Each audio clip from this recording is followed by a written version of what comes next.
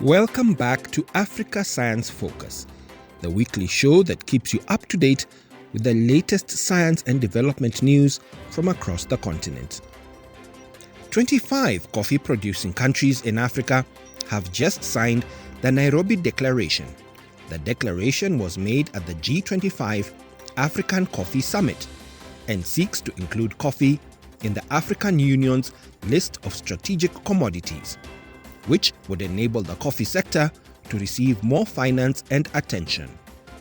This week, you'll be joining me, Michael Kaloki, as I attend the meeting of Africa's 25 leading coffee-growing countries, which together provide more than 10% of the world's coffee beans.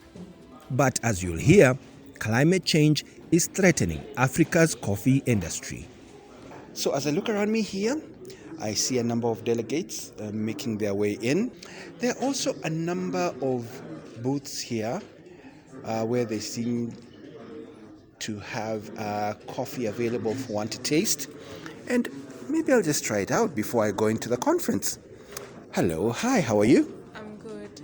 I see you have some coffee here for tasting. Yes, we do. Please have some gift. Okay, thank you. And what kind of coffee is this, if I can ask you, sir? There's a gentleman here, I assume he's a barista. Are you serving me the coffee? Yeah, I'm serving espresso Gibson's coffee. Espresso, okay. 2 sugars. That's what my mom says, doesn't allow anymore. Thank you. This is wonderful coffee, I have to say, really rich in flavor. Usually without milk has a particularly strong taste, but this one doesn't. Well, I guess now I'll walk into the conference and see what is being discussed. It's a difficult time for coffee farmers in Sub-Saharan Africa, and I'm here to find out why. Dr. Elijah Gichuru is director of the Coffee Research Institute, which is part of the Kenya Agricultural and Livestock Research Organization. The first thing I want to know is, what exactly are we talking about when we say coffee? Coffee as a species, there are many species, but below the species are some varieties. Internationally, we know, in terms of botanical classification, under the genus Coffea, where coffee belongs, there are about 100 and currently could be over 100 species. Then within each species, there are varieties. Some are natural variations within the species, others are created by breeding. Dr. Benson Apwoyo is the Deputy Director of Market Research and Product Development at the Kenyan Agriculture Ministry's Coffee Directorate. As he explains, the plant is essential for both Kenya and Sub-Saharan Africa. Coffee is a very important crop to the Kenyan economy. It contributes around 0.25 of the Kenya's GDP, and it also contributes around 25% of the agriculture sector. It offers this country foreign exchange, and it is the 4th leading foreign exchange earner for the country.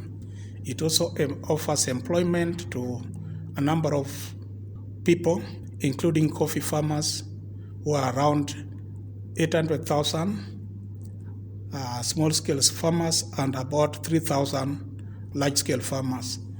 It contributes directly and indirectly a livelihood to about 3 million Kenyans. What about if you're looking out at the wider African continent? In the world production, if you look at the global coffee production, you'll find that 3 African countries appear among the top 10 coffee-producing countries in the world. We also have other 23 producing countries that also depend on coffee. A report on Uganda's coffee sector by the non-profit organization Farm Africa found that women contribute 58% of labor during fieldwork and harvest, and 72% of post-harvest labor, and yet women struggle to make enough money from coffee farming to live. The contribution of women to the sector appeared to be represented at the G25 Summit. Looking around, I would have predicted that nearly half of the delegates were women. I found a quiet moment to catch up with Kenyan coffee farmer Prudence Jackie. I started by asking her what she thought about the role of female farmers in the coffee sector. We are the builders of homes. So most of us are the cultivators back in the primary level, because most of our husbands as professionals are there. They will work in the offices, they'll have white collar jobs, while us women, we are left to cultivate the land and take care of our children. What are the challenges that women coffee farmers face? And I focus specifically on them because this is a group of society that you work with. I mean, during April and May, we have the long lanes, which we have not even received, and even last year. So it will affect on the harvest. So the harvest, maybe they were expecting maybe from 1 acre farm to have like 20, 100 bags. The production will be lower. And we thought they're not able to sell it to the international market, so they can only sell it to the local market. And also that one, apart from the climatical change, we have the lack of knowledge. Some of them, they're not exposed, and they have no access even to get to the market. As Prudence says, climate change is a major issue for the coffee sector. Let's go back to Dr. Elijah Gichuru to hear how it's affecting coffee production in Sub-Saharan Africa. So we all have adaptation to where we live. If you shift myself to, Iceland, I need a lot of modification to survive there. So being a biological system, it is adapted to certain ecological zones. And coffee is produced near the equator, where it is warm, so it is not adapted for the extremes of temperatures. And different species, of course, have different ranges of their preferred temperatures. For example, Arabica is a highland crop, so it withstands moderate cool temperatures, while Robusta is for humid, hot temperatures near lakes, near the oceans, and things like that. So if there is a change of parameter important for the survival of the plant, then of course it's threatened. Then being a biological system, other than itself reacting, there is also reaction of the ecosystem around it. One is diseases. So if, for example, we have leaf rust, which is a lower zone, hot climate zone disease, if there is warming, then it climbs higher than where it usually occurs. Then also there is a change of, for example, a parameter of nutrition. If there is no water, the plant will not get nutrients out of the soil.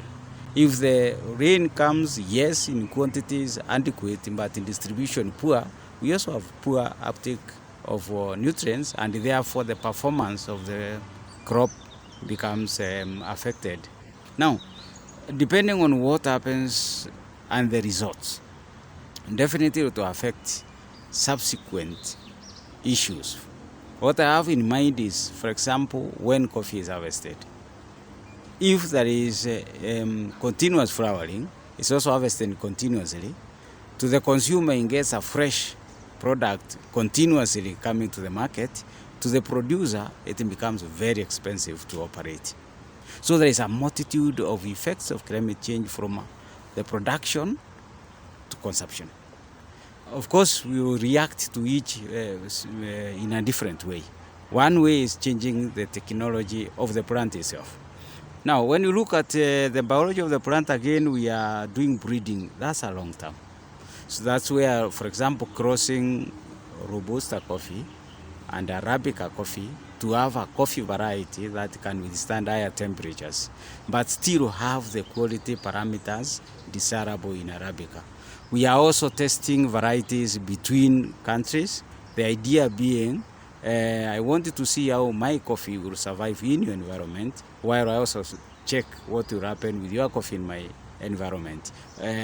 Like I said, the pest and diseases management and so on, and resistance and so on. That means then we can say as temperatures rise, which varieties will survive better because already I've tested them in an environment which is hotter than I'm experiencing in my place.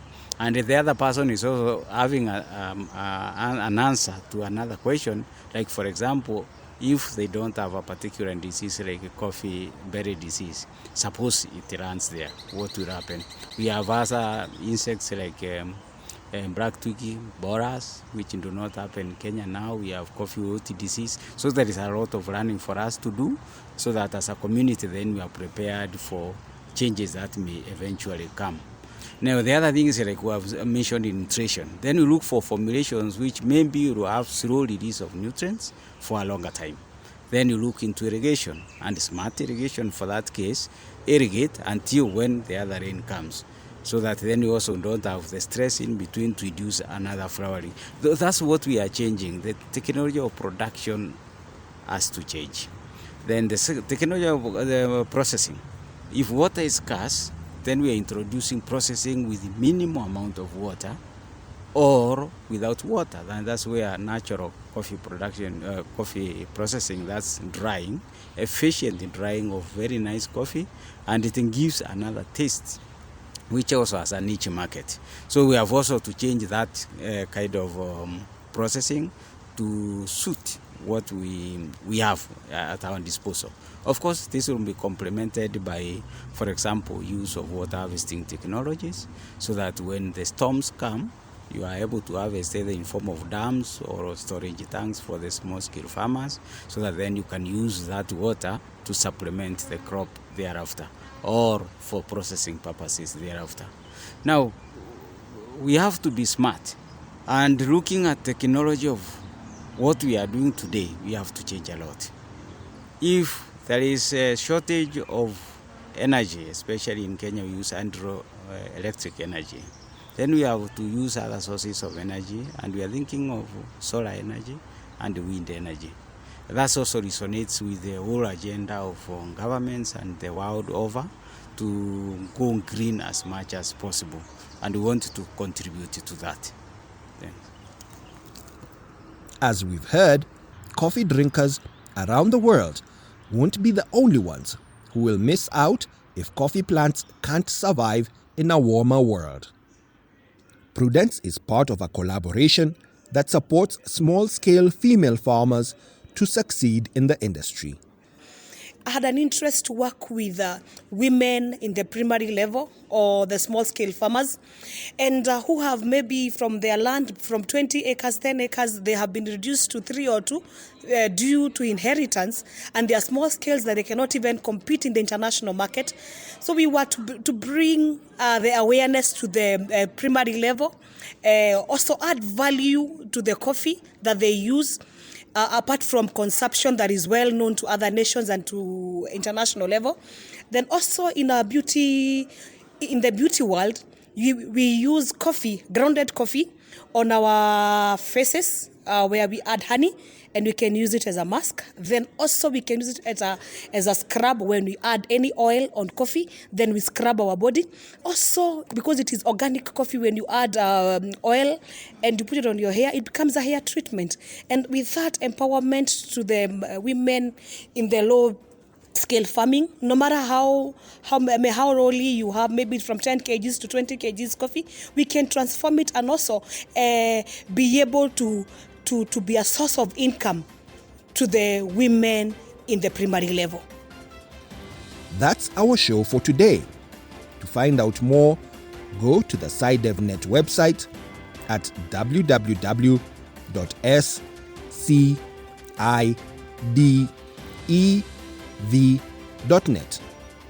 And you can get in touch with the Africa Science Focus team by emailing podcast@scidev.net. Today's show was produced by Harrison Lewis with editing by Fiona Broom and Ogechi Ekeanyao. I'm Michael Kaloki. Until next week, goodbye. Africa Science Focus is produced by SciDevNet and distributed in association with your local radio station.